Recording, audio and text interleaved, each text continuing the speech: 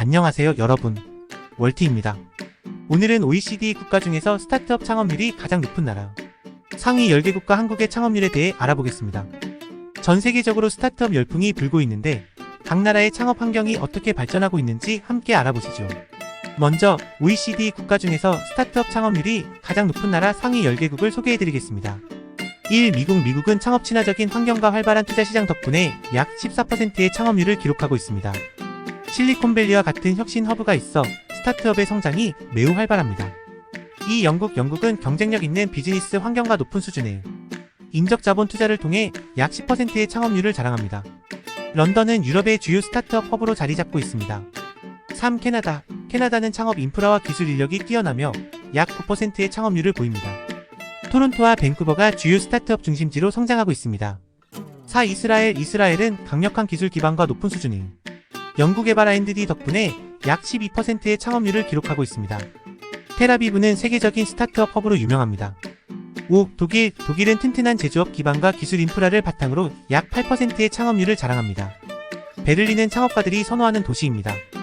6. 스웨덴은 높은 수준의 교육 시스템과 혁신적인 기술 덕분에 약 7.5%의 창업률을 기록합니다.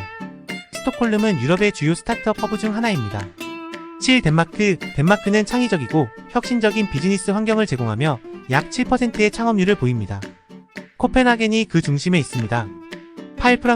프랑스는 다양한 정부 지원 정책 덕분에 약 6.5%의 창업률을 자랑합니다.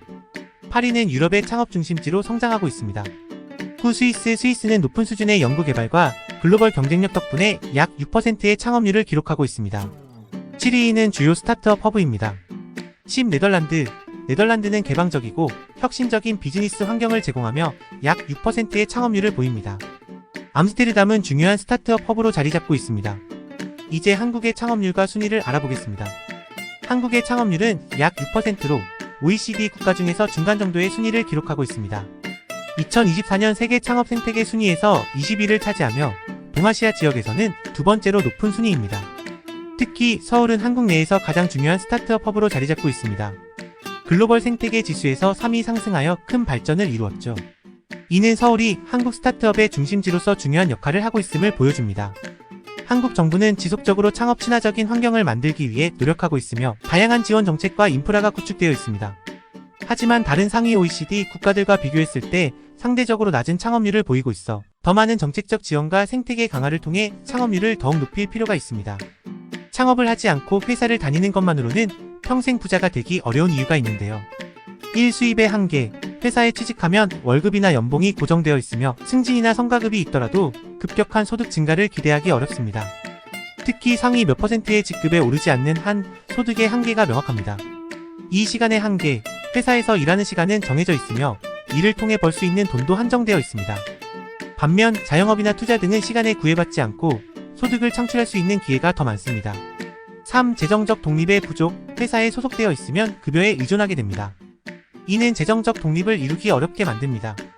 회사의 상황에 따라 급여가 변동될 수 있고 실직의 위험도 항상 존재합니다. 4. 투자 기회의 제한. 회사에 다니면서 큰 규모의 투자를 하기는 어렵습니다. 사업을 하면 성공할 경우 높은 수익률을 기대할 수 있지만 직장인은 불안정한 급여 외에 큰 수익을 기대하기 어렵습니다.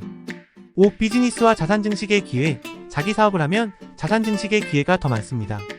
예를 들어 사업체의 성장, 부동산 투자, 주식 투자 등 다양한 자산 증식의 방법을 통해 부자가 될 가능성이 높아집니다.